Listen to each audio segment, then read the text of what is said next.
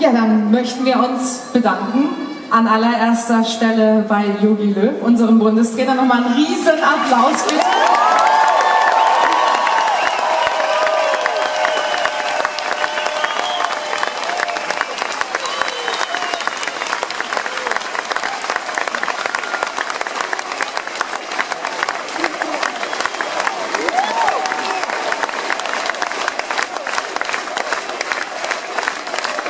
Vielen Dank an den Oberbürgermeister der Stadt Freiburg, Dieter Salomon.